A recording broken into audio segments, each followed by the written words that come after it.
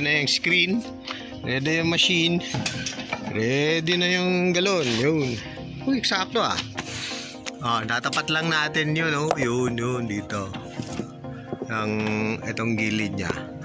Tingnan nyo, sumakay siya doon. Malapit yung screen dyan.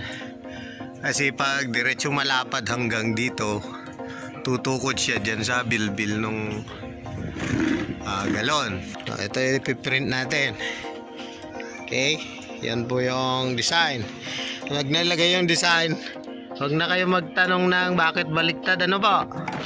Kasi may ano yan, baliktad daw pag ganyan. Pag ganyan, baliktad nga. Pero pag nilagay mo na dun sa ganyan na mababasa. Habang umiinom yung kumuha dun sa dispenser, mababasa niya.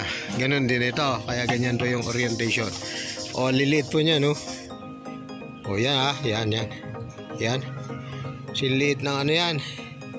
Ano ba pwede nating ikumpara? Meron ka bang buhok yan? Yun yun yung buhok. Yan. Ganyan ka pino yan.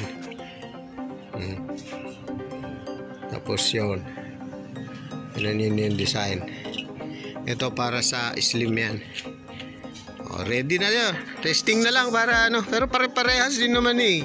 May quality control kami dun sa ginagawa namin. Pag nagmamadali masyado yung nagpagawa, hindi na namin ibibideo na kita testing na mag-print.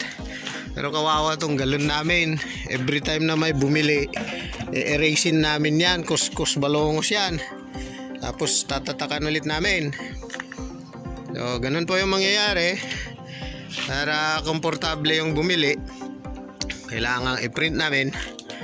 Nakita niya, uy, pwede. Ganun pala kalalabasan. Ang kaso, ito po lumang galon na to. Hindi nyo expect na maganda lahat yung kalalabasan kasi may mga na yan, bako. Yung mangyari dito naman ang naging kaso, manipis yung timpla ng ink. Ito yung parte na regulator. Pag gusto mong i-release yan, ibaba lang doon. Tapos hilain dito. Ayun, naalis. Ganon din sa kabila. May kabila siya. Bababang ganon. Tapos hihilain ito. Ayan, bumitiw na siya. Taas siyang ganon. May parte dito. Yun, tutukuran niya to para hindi bumagsak pababa diretso yan. Yung paglagay naman ng clamp dito, yan lang, simpleng ganyan. Ito naman para hindi humiwalay itong clamp. Tapos yung dugtong, dalawang partes lang kumbaga, ito at saka ito. Yan lang dugtungan. Yung stopper importante yan, ito. Pag niluwagan to, pwedeng mag-twist yan para makuha yung level. Pwedeng forward yan para makuha yung gitna, tapat dito. Pwede rin pag niluwagan ito, mag-ganon. Kailangan natin ng perpendicular. Buwasan mo to lakalaw ito. Ito, pag nakalus yan, pag yung round ang minamarkahan, pwede.